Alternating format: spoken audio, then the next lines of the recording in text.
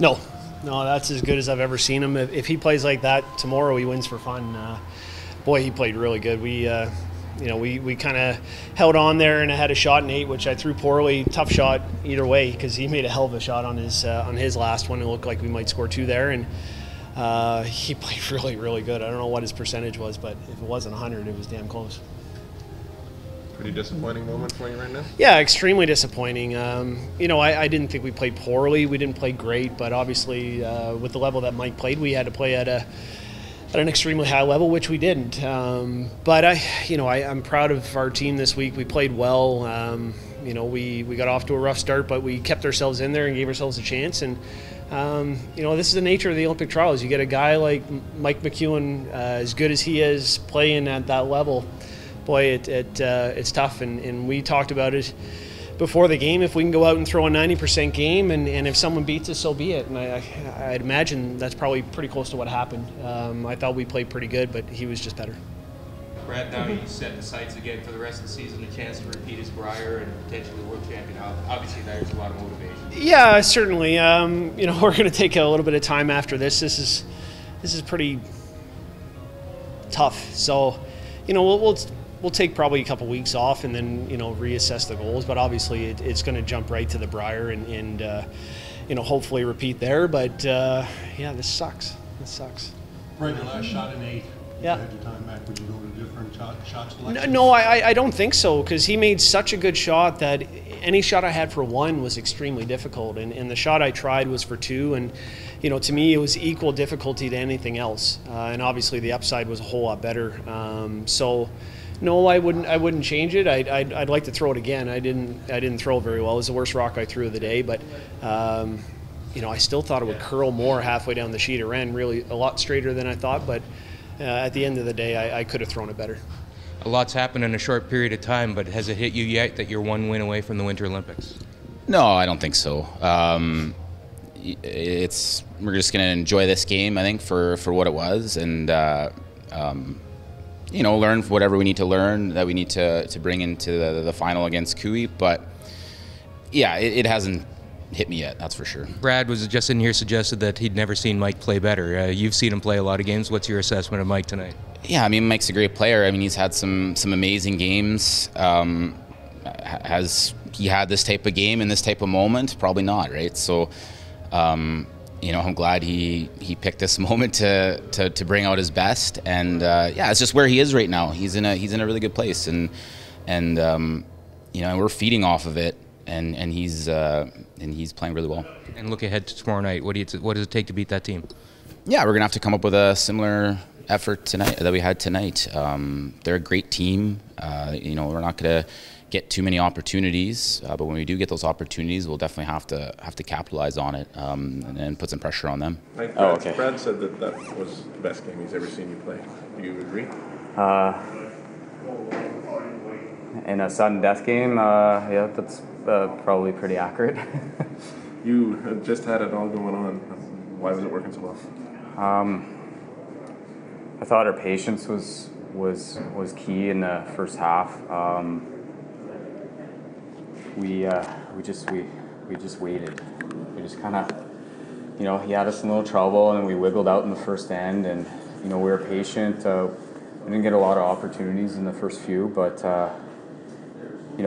when we did in the before the break to get the 2, that was a huge turnaround. And I mean, Brad had lots going on after the break too, and it was just he had a shot for 2, but we made a pistol to sort of force him to play it. It was a hard shot, but maybe I was thinking maybe I made it too good because I forced him to play the shot for 2.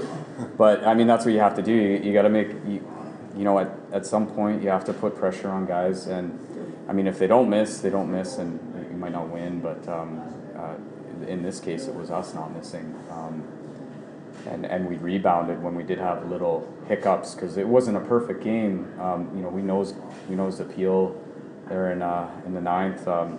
We got in trouble in the first end, but somebody was coming up with something big at the right time, and I came up with some pretty key ones that maybe I haven't made that good in a while. So it was nice to perform under those circumstances. Are you going to need that game to beat Kevin tomorrow, and can you replicate it? Absolutely, we can replicate that. I don't think I've ever felt so comfortable. Well, it's not perfectly comfortable, but being able to handle whatever anxiety was there, I've never felt better in this arena under that pressure. I think that kind of calmness and support that my teammates have for, like, not just me but everybody out there, we're going to need that tomorrow, because when Kevin's on, we might have to play exactly like that to beat him.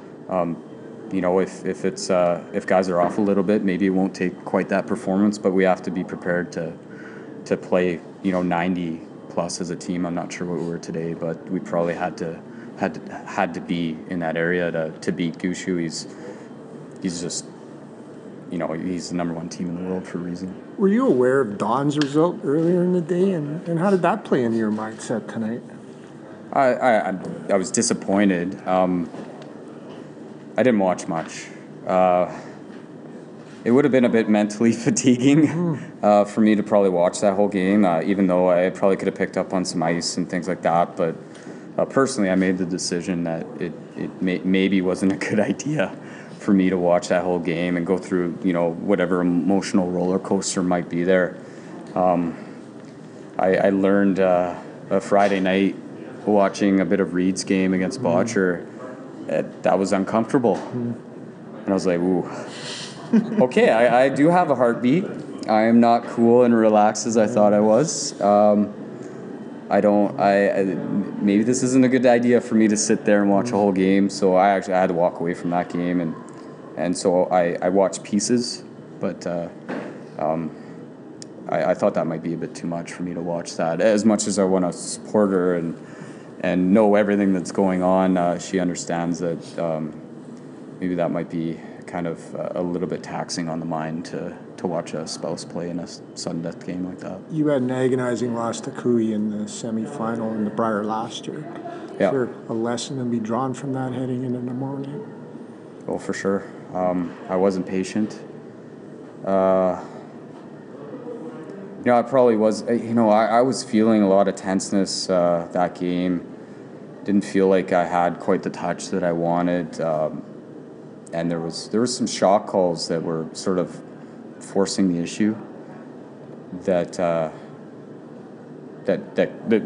they cost us for sure to have a maybe an easier shot to win, and for sure. There's lessons to be learned from that game that can't make those mistakes against a guy like that, because if he's on, he'll make you pay. Mike, is your team ready to be Team Canada? I mean, that's what it's stake for. Is your team ready? I hope so. It's been a long time coming since we played for Maple Leaf, and it's finally going to be here tomorrow. I just hope this is our time. We've done everything we've wanted to do as far as ticking the boxes to get ready here. Everything that we thought we needed to do. So with that in mind, I think we can go out there and play free a little bit. Like, it's not like there's anything more we could have done. We just got to go out there and play the shots, and the outcome will be what the outcome will be.